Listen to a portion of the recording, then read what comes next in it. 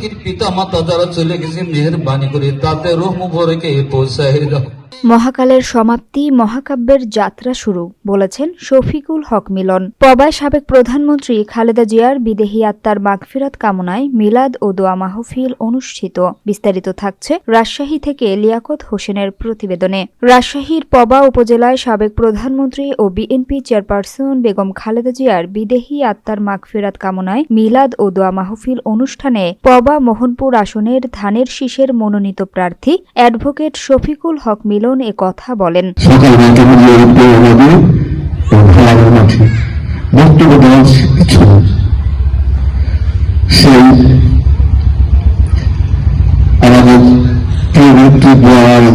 সভাপতি আমাদের সবার শ্রদ্ধা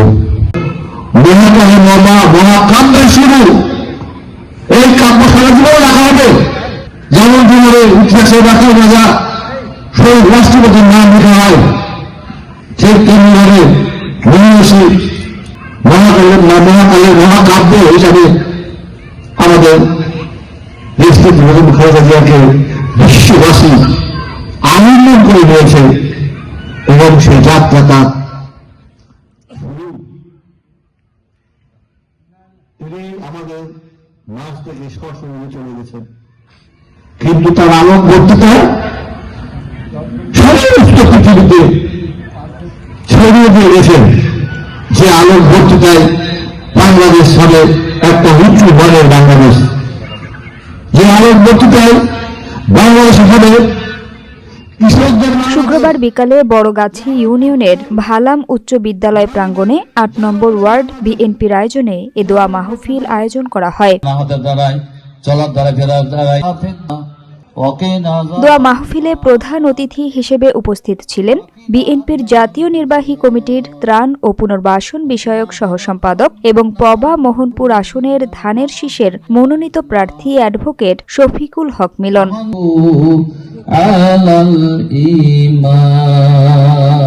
দোয়া মাহফিলের আগে বেগম খালেদা জিয়ার স্মৃতিচারণ করতে গিয়ে কান্নাজড়িত কণ্ঠে প্রধান অতিথি অ্যাডভোকেট শফিকুল হক মিলন বলেন, আজ কথা বলার ভাষা হারিয়ে ফেলেছে। দেশমাতা বেগম খালেদা জিয়া আজ আর আমাদের মাঝে নেই।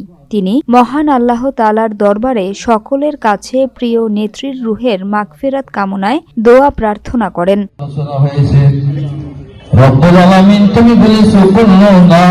তিনি আরো বলেন, মহাকালের সমাপ্তি হলে মহাকাব্যের যাত্রা শুরু হয়ে গেছে, যা আজীবন চলতে থাকবে। আমরা এমন একজন মাকে হারিয়েছি যিনি দেশের মানুষের জন্য আজীবন কাজ করে গেছেন। দেশের স্বার্থে তার একনিষ্ঠ ভূমিকার কথা তুলে ধরে তিনি বলেন, মানুষের হৃদয়ে তার স্থান কতটা গভীর ছিল তার প্রমাণ তার জানাজায় জনস্রোত। অনেক বড় হাত। আমার আর একটা ভাই সন্তান কচিকাতার দ্বারা সকলেই একই লেভেলের মানুষ। কোনো দোয়া করা হয়, এই দোয়া তুমি আল্লাহ কবুল ও মঞ্জুর না করে লা তাকনাতু মির রাহমাতিল্লাহ ইন্নাল্লাহ গফুরুর যুনুব। স্মৃতিচারণ শেষে বেগম খালেদা জিয়ার রুহের মাগফিরাত কামনা করে বিশেষ মোনাজাত করা হয়। এ সময় বিএনপি নেতাকর্মীদের পাশাপাশি বিভিন্ন শ্রেণী পেশার মানুষ দোয়া মাহফিলে অংশগ্রহণ করেন। সেই দিকে আমরা অগ্রসর হই।